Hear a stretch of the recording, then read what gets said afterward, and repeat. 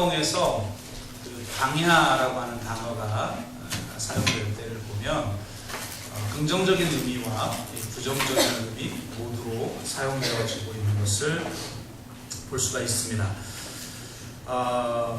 먼저 이 부정적인 의미로 사용되어질 때의 광야는 이스라엘의 범죄로 말미암아 죄의 형벌을 받는 곳으로 언급되어 있습니다.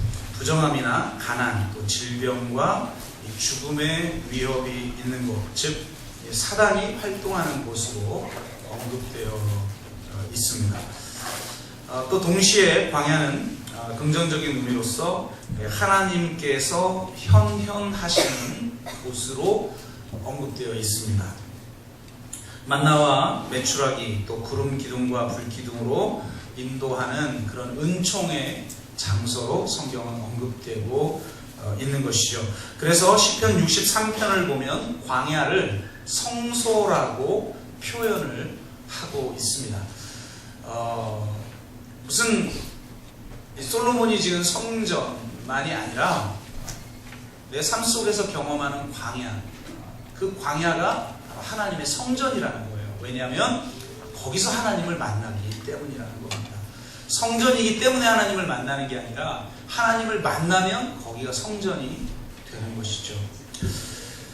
이처럼 이 광야에는 빛과 그림자가 동시에 있는 것이죠. 긍정적인 측면과 부정적인 측면이 동시에 있습니다. 우리 또한 인생에서 광야를 경험하곤 하죠. 그때에 우리가 잊지 말아야 할 것은 광야에는 부정적인 의미만 있는 것이 아니라 긍정적인 의미도 있다는 사실입니다. 오늘 22장 1절에서 5절만 읽었지만 21장에서부터 23장의 내용을 통해서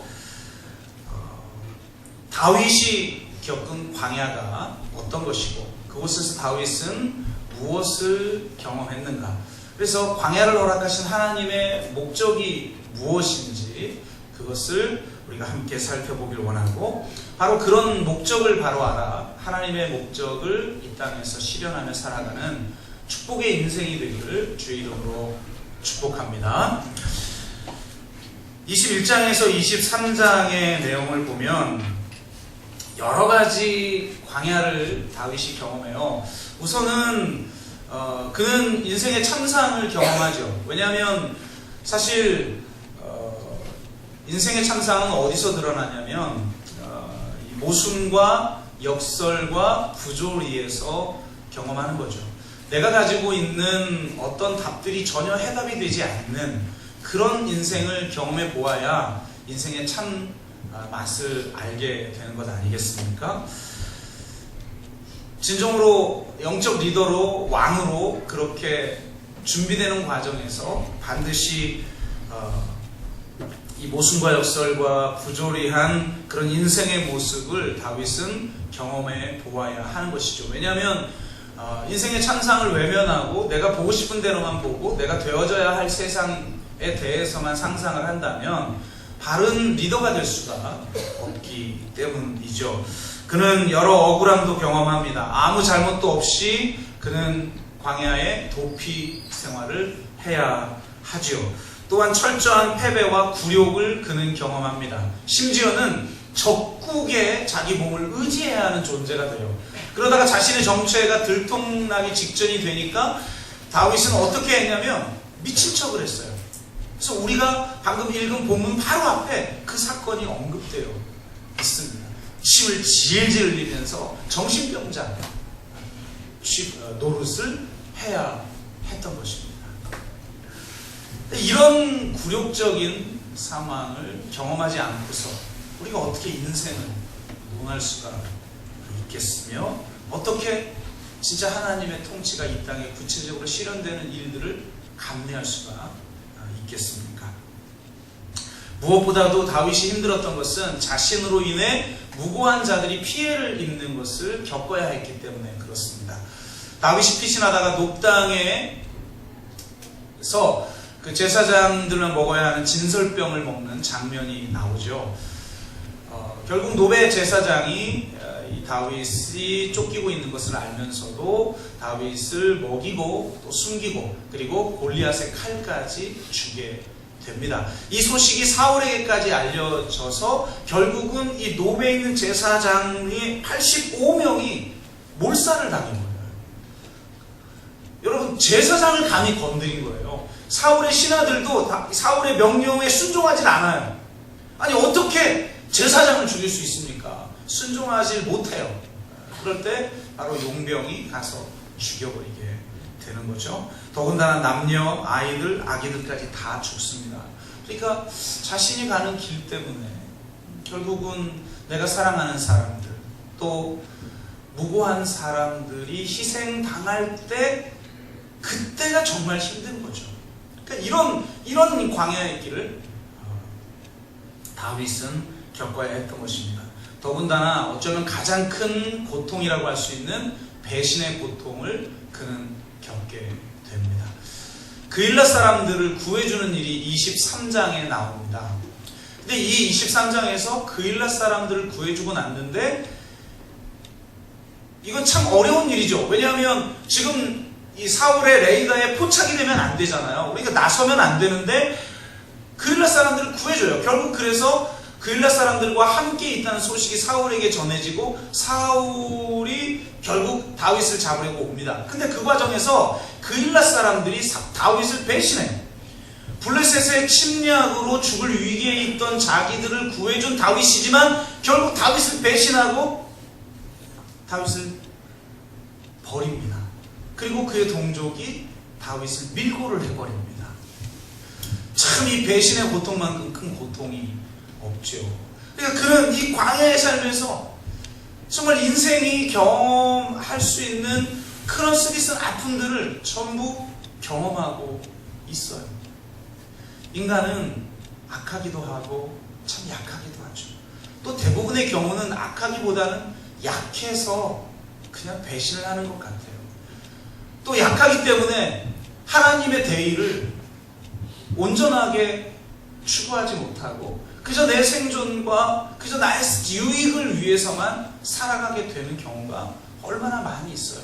그게 인간이구나 라고 하는 걸 경험하지 않는 한 진정한 대안을 만들 수가 없죠. 그저 인간과 현실적 인간과 상관없는 무슨 추상적인 그런 뭔가 원대한 이상적인 그런 어떤 대안만 가지고는 세상을 바꿔갈 수가 없잖아요. 그래서 결국 바로 이 광야의 삶을 통해서 다윗은 진정한 왕으로, 진정한 영적 리더로 하나님의 비전을 현실적으로 가능하게 할 수 있는 그런 리더로 그는 성장하게 됩니다. 이런 광야를 한번 여러분도 많이 겪어보셨을 거예요. 그런데 이 광야 속에서 결국 우리가 더 겪게 되는 중요한 것은 바로 광야의 긍정적인 측면이라는 겁니다. 다윗은 이 21장에서 23장 사이에 있는 이 광야의 삶 속에서 도대체 어떤 긍정적인 것을 경험하게 되는가를 우리가 같이 살펴봄을 통해서 인생의 광야까지도 경험하면서 하나님이 나를 통해 도대체 무엇을 하기를 원하시는지를 함께 나누기를 원합니다. 가장 중요한 것은 바로 그가 광야에서 막벨라굴로 들어갔다는 거예요. 그의 인생의 전기가 여기서 이루어지게 되는 것이죠. 그가 막벨라 굴에 들어가서 경험한 것이 있습니다. 그가 막벨라 굴에서 뭘 경험했는지 우린 잘 몰라요. 사무엘 상에서는 이게 잘 나타나지 않아요. 그런데 성경 전체를 보면 알 수가 있는데요. 시편에 보면 다윗이 막벨라 굴에 들어갈 때 지은 시편이 2개가 있습니다. 이 시편을 통해서 막벨라 굴에서 다윗이 뭘 경험했는지 그것을 우리가 좀 함께 나누기를 원하는데요. 그가 경험한 것이 무엇인지를 이해하기 위해서 먼저 제가 이전에 말씀드렸던 것을 하나 좀 말씀을 드리기를 원하는데요. 우리가 하나님으로부터 부름받은 자고 세상 한가운데로 또 보냄받은 자잖아요. 그래서 여러분은 세상 한가운데서 지금 하나님의 나라를 이 땅에 이루기 위해서 또 예수 그리스도가 십자가와 부활을 통해서 그분의 공생애를 통해서 출범시킨 하나님 나라가 무엇인지를 증언하는 증인으로서 그렇게 살다가 이렇게 오셨는데, 우리가 그 삶을 살아가는 부름받은 자, 보냄받은 자가 반드시 붙들어야 될 가장 중요한 가치 혹은 인생의 목적, 그것이 무엇인가를 제가 한번 말씀드린 적이 있습니다. M자로 시작하는 영어의 단어 3가지, 그래서 3M이다 이런 말씀을 드렸죠. 여러분 3M 기억나십니까? 첫 번째 M이 뭐죠? Man. 일부 예배 때는 대답이 빠르고 강했는데 역시 교사들이 다른가요? 첫 번째 M은 Man, 사람이죠. 기독교는 사람을 중요시합니다. 이 세상의 어떤 체제도 어떤 가치도 사람보다 위대하지 않다. 그래서 안식일이 사람을 위해서 있는 거지 사람이 안식일을 위해서 있는 게 아니다. 종교라는 것도 사람을 위해서 있는 거지 사람이 종교를 위해서 있는 게 아니라는 거예요. 예수님이 이런 혁명적인 발언을 하시는 거죠. 기독교는 바로 이런 사람 중심적 가치를 추구하는 종교다라는 말씀을 한번 드렸고, 두 번째 M은 뭐죠? 미션입니다. 더 중요한 가치죠. 미션, 비전이 중요하다라는 거예요. 사실 물질이나 여러 가지 자원들은 사람을 통해서 오죠. 그러니까 사람이 와야 물질도 오는 것이고 또 비물질적 어떤 자원들도 오게 되는 것이죠.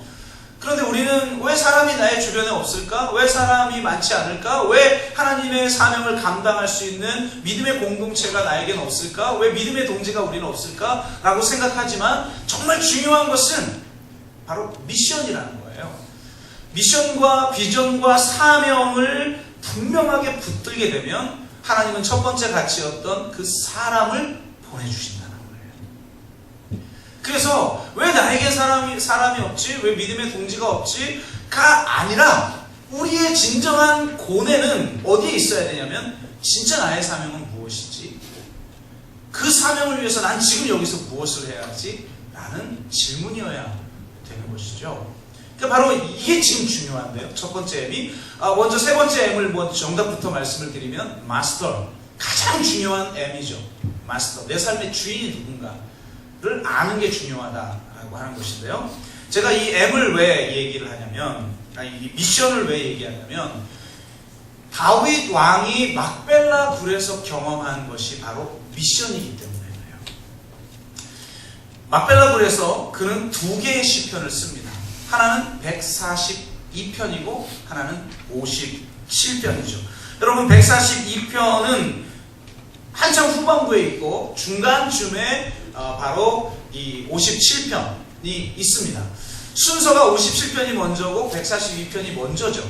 그것은 시편의 전체 구조상 그렇게 배치가 되어진 거예요. 그러나 다윗 한 개인에게는 142편이 먼저고 57편이 나중이에요.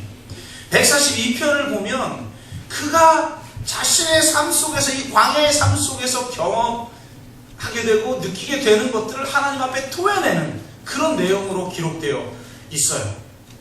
내가, 대표적인 구절이 이런 구절이죠. 내가 내 원통함을 그 앞에서 토로하며, 하나님 앞에 너무 억울하다고 소리를 지르는 거예요.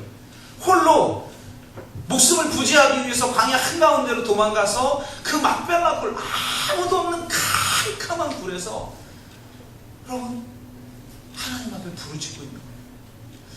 하나님의 영원한 목적은 공동체죠. 내가 공동체의 일원이 되어서 하나님의 영원한 목적에 순종할 때 진정한 삶이 우리에게 이루어지는 거예요. 그런데 바로 그런 공동체를 하나님이 세우는 과정에서 우리를 반드시 거치게 하는 게 뭐냐면 막벨라굴이에요. 아무도 없이 완전히 홀로 되어서 신 앞에서 단독자로서 하나님 앞에 기도하게 하시는 그런 경험이 있는 사람들이 진정한 공동체를 이룰 수 있는 거죠.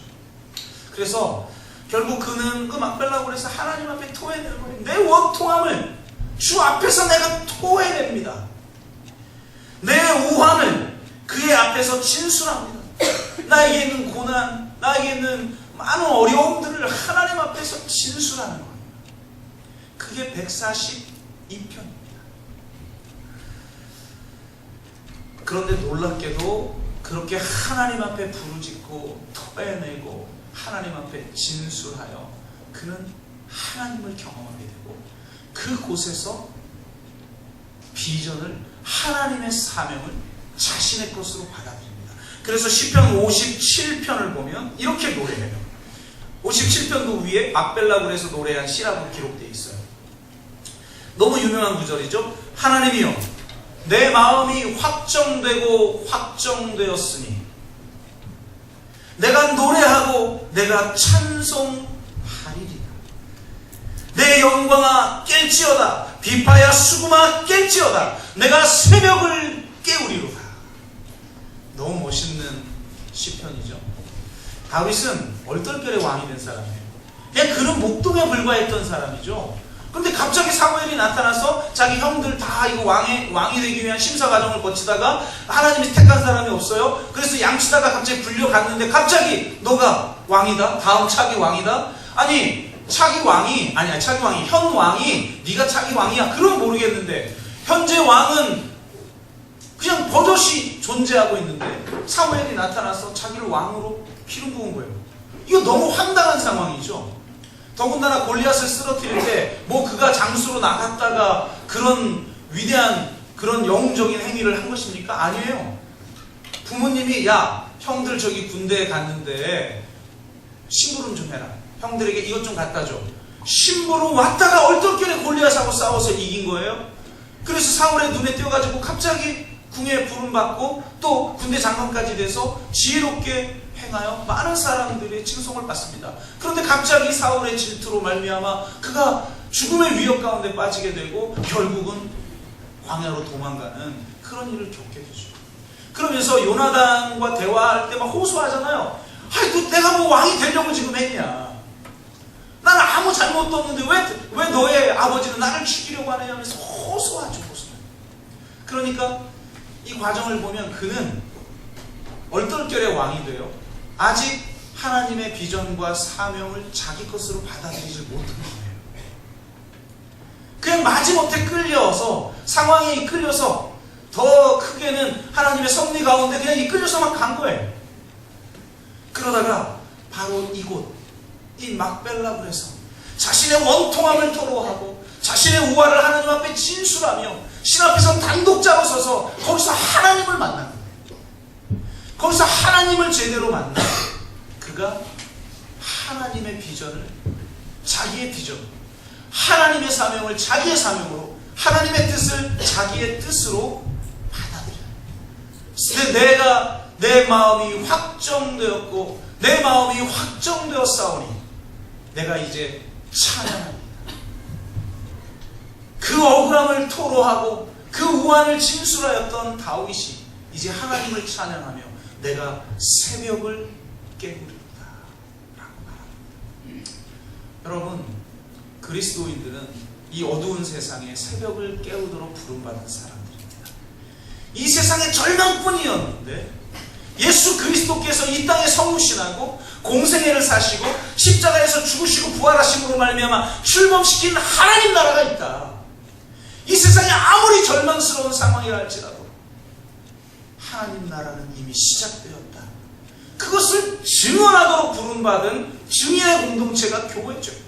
출범시킨 예수 그리스도가 출범시킨 하나님 나라가 무엇인지를 가시적으로 보여주어서 증언해야 할 책무를 가진 공동체가 바로 교회죠.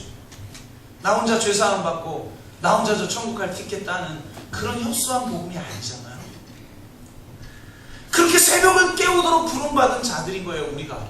그런데 그런 비전이 내 것이 되질 못한 거예요. 그러다가 이 막벨라 불에서 하나님 앞에 토해내며 기도하다 만난 그 하나님의 비전을 자기의 것으로 이제 받아들여. 내가 새벽을 깨우리로다.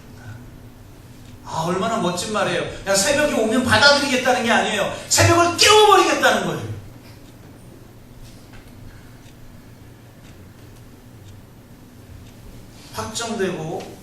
확정된 그 길을 갈 때, 미션이 분명할 때 하나님이 사람을 보내시죠. 막벨라 굴에서 내 마음이 확정되었사오니 라고 고백하자 하나님이 바로 아둘람의 400명의 사람을 보내십니다. 너무나 멋진 그런 장면이죠. 그렇게 마음이 확정되자 다윗이 완전히 변합니다. 이전까지의 다윗하고는 다른 모습이 나타나요. 모압 왕이 다윗을 굉장히 호의적으로 받아들여요. 그래서 온 가족을 불러 모압 왕에 의탁합니다. 그런데 의탁하면서 뭐라고 그러냐면 내가 하나님의 뜻을 알기까지 의탁합니다. 그렇게 고백해요. 그러다가 선지자 갓, 오늘 5절에 있죠. 선지자 갓을 하나님이 보내서 너 이곳에 머물지 말고 유다 땅으로 들어가라 라고 하나님의 명령이 주어져요. 여러분, 이거 굉장히 위험천만한 일이죠. 지금 겨우 사울을 피해서 모압 왕에게 자신을 의지했는데, 아니 시퍼렇게 사울이 살아있고 자기를 아직도 죽이려고 하는데 유다 땅으로 들어가라는 거예요. 근데 하나님의 사람들은 어떤 위험이 내 앞에 있느냐가 중요한 게 아니라 하나님의 뜻이 무엇이고 하나님의 명령이 무엇이냐가 중요해지는 거죠. 비전이 확실해지면, 내 마음이 확정되면 하나님이 유다 땅으로 다시 돌아가라고 해도 돌아갑니다. 참으로 놀랍습니다. 그리고 가장 중요한 변화가 일어납니다. 23장에서 아까 앞에서 먼저 소개한 그일라 사람들이 블레셋에 침략당했다는 소식을 들어요. 그래서 이래 내 동족이 지금 멸망의 위기에 있는데 내가 어떻게 해야 할까? 그걸 하나님께 묻습니다. 굉장히 중요한 지금 전환점이 일어나고 있는 거예요. 하나님 앞에 묻기 시작했다는 거. 사람은요, 힘들면 하나님 앞에 나오질 않아요. 묻질 않아요. 그리고 그 힘든 상황이 만들어낸 내 감정에 의해서 어떤 삶을 선택해요. 지금 나에게 주어진 삶은 많은 경우는 내가 선택하고 있는 삶인 경우가 너무나 많이 있어요. 그래서 내 형편에 따라, 내 상황에 따라, 내 감정에 따라 내 삶의 진로를 결정해요. 하나님 앞에 묻지 않아요. 근데 다윗은 지금 이 위기 상황에서 하나님 앞에 묻기 시작해요. 그일라를 도우면 안 되죠. 자신이 지금 사울의 레이라에 포착되는데, 그리고 나중에 보니까 그일라 사람들이 배신까지 해요.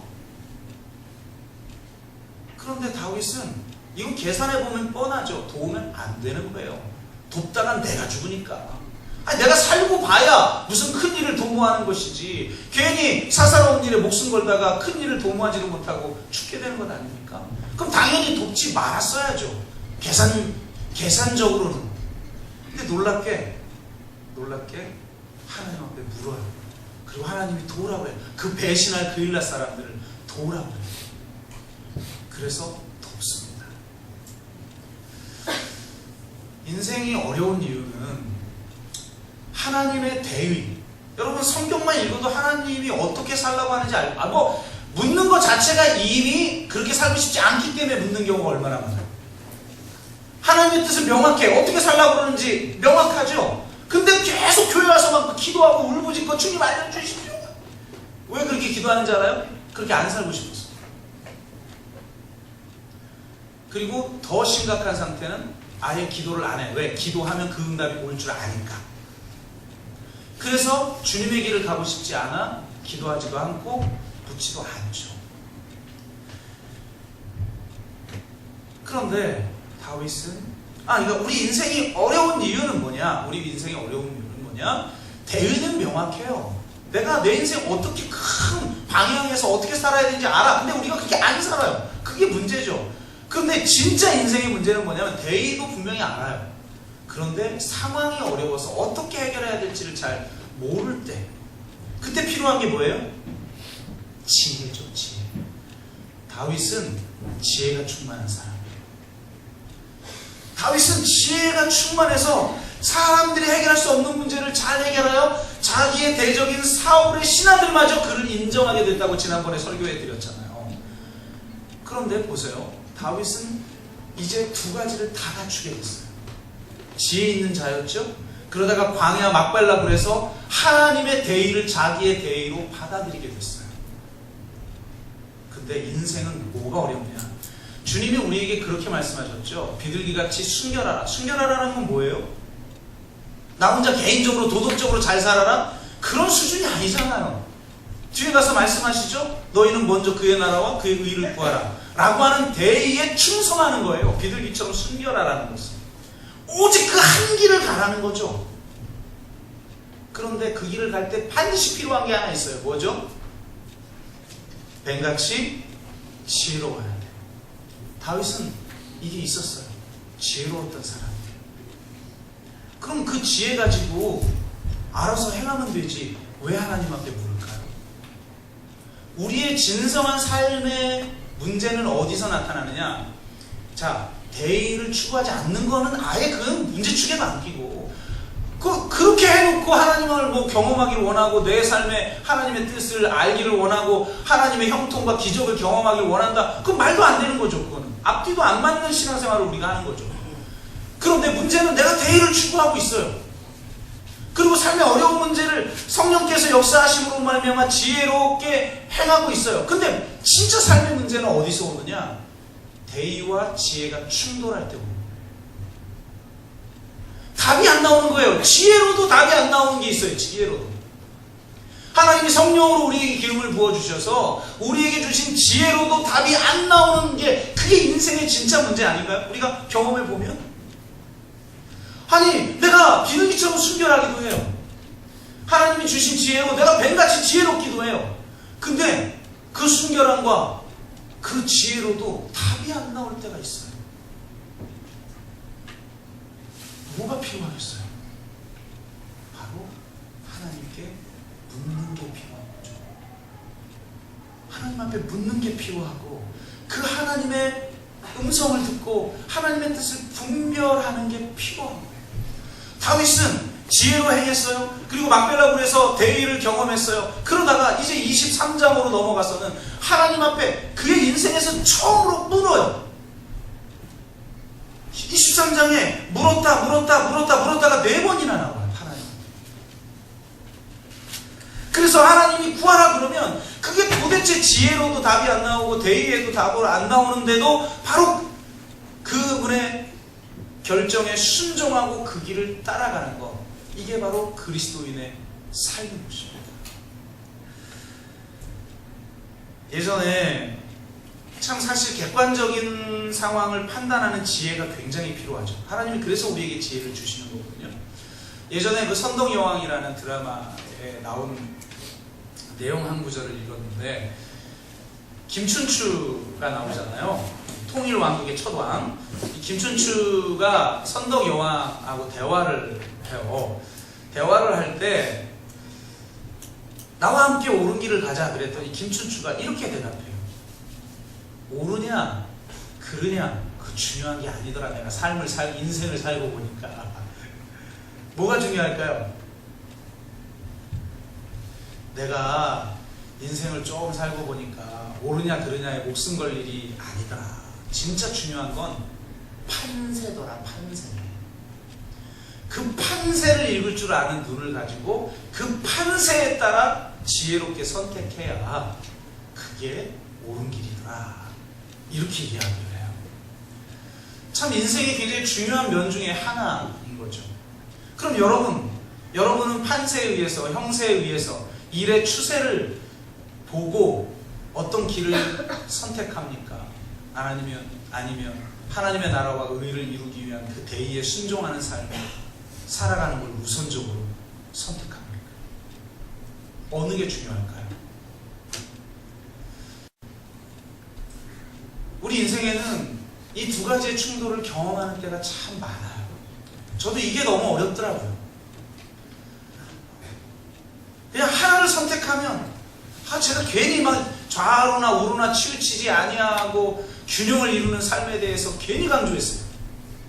너무 힘들어 그게. 여러분 생각해보세요. 높은 고도에서의 균형은 정말 힘들죠. 이 평지를 걸어가는 정도의 문제는 별로 힘들지 않아요, 균형을 이루는 게. 그런데 여기 평균대 위를 걸어가려면 이 양팔을 들고 겨우겨우 걸어가죠. 그러다가 고공 외줄타기 하려면 여러분 뭐가 필요하다고 그랬죠? 제가 전에 길이가 필요하다고 그랬죠. 길이가. 근데 내 손에 더 길어야 균형을 잘 잡는 건데 내 손이 길지가 않으니까 그래서 장대를 들고 고공 외줄타기를 하는 거 아니에요. 그런데 보세요. 얼마나 힘들어요. 아니 균형은 말이 좋지 솔직히 진짜 힘든 것 같아. 그냥 내가 어느 한쪽을 그냥 딱 선택하고 그냥 그쪽으로 갔으면 속 편했을 텐데 내가 뭐하러 이 양자를 균형 있게 통합하는 이런 교회를 세우려고 이 고생을 하는지 내가 모르겠다라고 생각할 때가 가끔 있어요. 그런 생각이 들어요.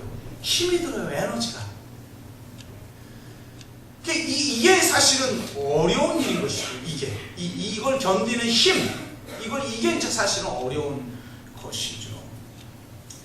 그래서 남한산성에 보면 이런 이야기가 나와요. 소설 남한산성 김훈이라고 하는 작가가 쓴 건데, 김훈은 여러분이 잘 아시는 것처럼 칼의 노래 이순신의 장군에 대해서 쓴 소설로 아주 유명한 사람이고, 탁월한 소설가죠. 탁월한 소설가의 굉장히 보수적인 작가예요. 그가 이 남한산성에서 문제제기하는 것들이 기가 막힌데요.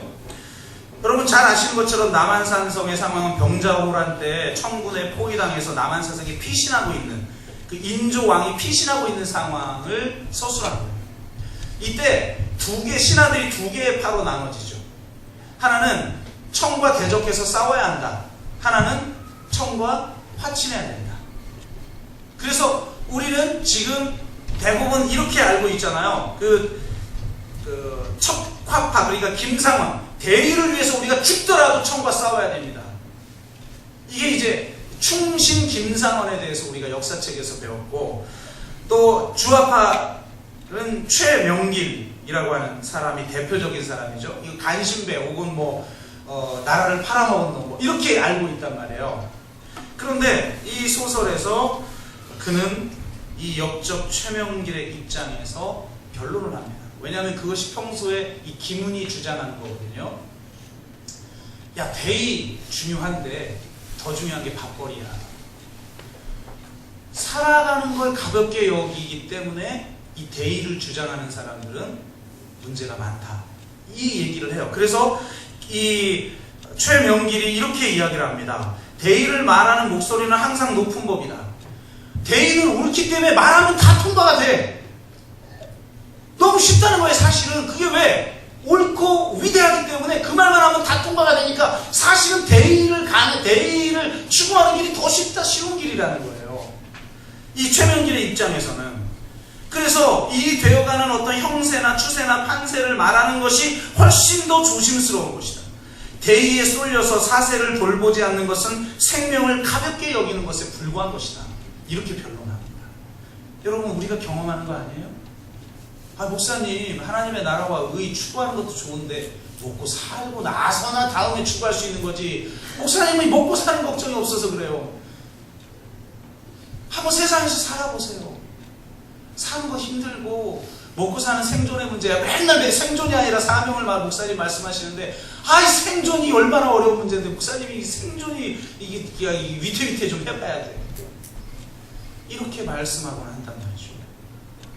근데 이게 굉장히 합당한 이유 중에 하나라는 거예요. 실제로 하나님도 이걸 중요하게 여기는 건데요.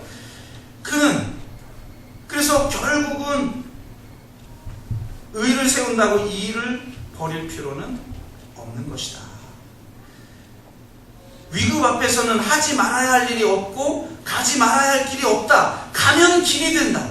살기 위해서 가지 못할 길이 없고 적의 목구멍에도 삶의 길이 있는 법이다.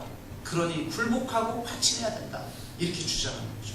이게 우리의 삶의 실제적인 경험이죠. 다윗이 경험하고 있는 거예요. 적국에 들어가서 용병으로 하나님의 백성인 이스라엘을 죽이려고 하는 적국에 들어가서 용병에 들어가서 빌붙어야 되는 삶, 심지어는 미친 척하고 침을 질질 흘려야 되는 삶, 그거 아닌가요? 아니 살고 나서나 무슨 대의가 있는 것이지, 생존을 하고 나서나 대의가 있는 것이고 하나님의 나라와 의의가 있는 것이지 무슨 다른 길이 있겠냐. 이렇게 지금 최명길이 주장하는 거죠. 그것에 대해서 김상원이 멋있는 말을 합니다. 이렇게 얘기해요. 최명길이 말하는 삶이란 곧 죽음이다. 살았으나 곧 죽은 자다. 성경 구절이 생각나죠? 그래서 그는 진정한 삶을 욕되게 하는 자다. 차라리 나는 가벼운 죽음으로 무거운 삶을 지탱하려 한다. 뜻이 뚜렷하고 근본이 굳어야 일의 형세를 살필 수 있는 법이다. 의가 있어야 이도 있는 법이다. 명길의 말은 의도 아니고 이도 아니다. 그는 울면서 노래하고 웃으면서 곡하는 자이다. 길이 아니면 가지 않아야 하고 갈 수 없는 길은 길이 아닌 법이다. 죽음에도 아름다움이 있을진데 어찌 화친을 한단 말인가. 여러분, 그리스도인의 길은 김상원의 길입니까? 최명길의 길입니까? 대답해 보세요. 네? 생각해 본 적이 없어요? 이게 1부와 예배하고 2부 예배가 확실히 다르네요. 1부 예배는 뭐라고 대답했는지 알아요? 둘 다요. 제가 항상 어느 한쪽으로 치우치면 안 된다고 설교하니까, 이쪽도 저쪽도 버리지 말라고 설교하니까 둘 다요 라고 대답하더라고요. 정답이 뭐예요? 둘 다죠. 둘 다인데 우리에게 어느 하나를 버리고 어느 하나를 선택하지 말란 말이에요. 근데 우선순위가 있다는 거예요. 먼저 그리고 나중에 있다는 거예요. 먼저가 뭡니까? 김상원의 길이죠. 먼저 그의 나라와 그의 의의를 구하는 거죠. 그러나 최명길의 길도 포기하지 않아요. 그래서 주님이 비둘기같이 순결하되 뱀같이 지혜로우라고 하신 거예요. 그런데 바로 이 두 개의 길이 충돌할 때가 있단 말이에요. 우리 인생 가운데. 여러분의 삶에서 구체적인 삶을 살아가는 동안에 바로 그런 걸 경험하는 거예요. 그때 바로 하나님께 물어야 돼요. 내가 평소에 기도의 자리로 나와 하나님의 음성 듣는 법이 훈련되지 않은 사람은 어려움이 닥칠 때 반드시 상황과 형편과 자기 감정에 의한 선택을 해요. 그게 나의 지금 이 삶을 만들어내는 거죠. 내가 하나님 앞에 막벨라굴로 들어가서 하나님 앞에 기도하고 내 원통함을 토해내고, 그리고 하나님의 뜻을 내 뜻으로 받아들여 내 마음이 확정되어 내가 새벽을 깨우겠다라고 하는 삶의 우선순위가, 내 삶의 대의가, 내 삶의 분명한 목적이, 미션이 딱 정해지고 나면 하나님이 항상 우리에게 그 길을 보여주신다. 그래서 가장 중요한, 광야에서 가장 중요한 변화는 다윗이 묻기 시작했다. 여러분 묻고 계십니까? 그분이 응답될 때까지 포기하지 않고 무릎을 꿇고 계십니까? 그것이 생활화돼야 돼요. 왜냐하면 이것이 내 인생에서 가장 중요하기 때문에 그렇습니다. 그렇지 않으면 이 두 가지 길이 만들어내는 긴장에 내 삶이 무너져 버려요. 저 너무 어렵더라고요. 이 길을 분명히 가야 되는데 삶의 현실 속에서 사람들의 연약함과 사람들의 생존의 문제, 이걸 소중히 여기면서 그 길을 간다라는 게 이 압력이 나를 분열시켜버려요. 그때 내가 주님 앞에 무릎 꿇고 주님이 주시는 지혜로 이 길을 가지 않으면 주님의 길을 가기가 어렵다는 겁니다. 여러분 가운데 정말 이런 물음이 있기를 주의 이름으로 축복합니다. 그렇게 시작하면 놀라운 건 세 번째 M이 마스터라고 했잖아요. 하나님이 내 삶의 주인이셔요. 그분이 내 삶의 주인이고 그분이 나를 통치하셔요. 그분이 나를 통치하신다면 너희는 가만히 있으라. 내가 하나님됨을 너희는 알지어다. 이 말의 의미가 무엇인지를 알게 돼서 자신의 전 삶을 맡겨드리고 오직 내가 할 일은 그분께 영광 돌리는 길밖에 없다. 그렇게 고백하면 나아가는 삶을 살게 되어지는 것이죠. 그래서 광야 한가운데서 그는 놀라운 일들을 이제 비로소 경험하기 시작합니다. 여러 사람들이 배신도 하고 여러 첩보 밀고를 통해서 결국은 이 다윗이 사울 왕에게 죽임당할 직전에 놓여요.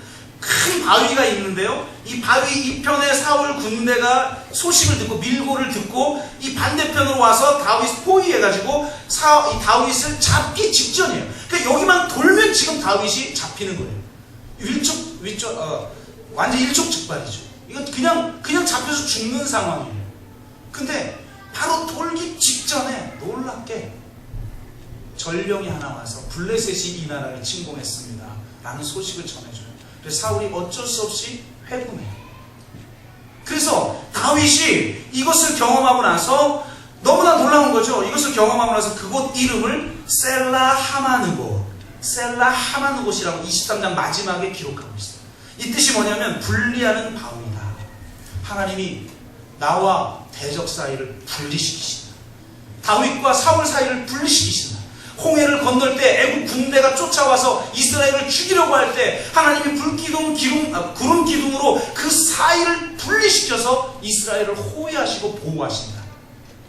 바로 이 분리하는 바위라는 셀라 하마누곳이라는 장소 이름을 지어요. 내 인생에 영적 어휘가 생기기 시작한 거예요. 위대한 신앙인들을 보면 반드시 그 인생의 전환점을 만들어내는 인생의 영적 어휘를 갖게 돼요. 베델. 이런 영적 어휘를 갖게 되는데 다윗에게 셀라 하마누곳이라는 영적 어휘를 갖게 돼요. 하나님이 분리시키신다. 내 스스로 나를 보호하기 위해서 우리는 성곽을 쌓아요. 내 힘으로 나를 보호시키려고 살아요. 그래서 최초의 타락한 인간이 에덴의 동쪽으로 와서 첫 번째로 한 일이 뭐냐? 성을 쌓는 일이었어요. 왜? 두렵고 불안하니까 자기 스스로를 보호해야 하거든요. 하나님으로부터 보호하고 다른 대적으로부터 자기 자신을 보호하려고. 그런데 미션이 분명해져서 하나님이 내 삶의 주인이라고 하는 걸 인정하는 삶을 사람에게는 어떤 역사가 일어나느냐? 스가랴서 2장 1절에서 5절을 보면 이런 비전을 하나님이 주셔요. 이스라엘에게. 예루살렘은 그 가운데 사람과 가축이 많으므로 성곽 없는 성읍이 될 것이라 하라. 여호와의 말씀에 내가 불로 둘러싼 성곽이 되며 그 가운데에서 영광이 되리라. 너무 멋있지 않아요? 하나님의 이 사명의 지평이 얼마나 넓은지 이렇게 성곽을 쌓을 필요가 없다는 거예요. 내 스스로 성곽 없는 성읍이 되도록 하겠다라는 거예요. 너희의 관계의 지평, 축복의 지평, 비전의 지평을 내가 스스로 울타리를 쌓을 필요가 없는 그 거대한 성읍으로 내가 만들어 주겠다. 여러분, 하나님이 그렇게 하시는 줄로 믿습니다. 그런데 이 성곽 없는 성읍의 약점은 뭐예요? 성곽이 없으니까 침략당할 우려가 있잖아요. 근데 하나님이 어떻게 하신다고 그래요? 자기 자신이 불로 둘러싼 성곽이 되어 주셔서 너희 가운데 영광이 되리라. 너무 멋있죠? 광야 한가운데서 두렵지 않은 이유가 있습니다.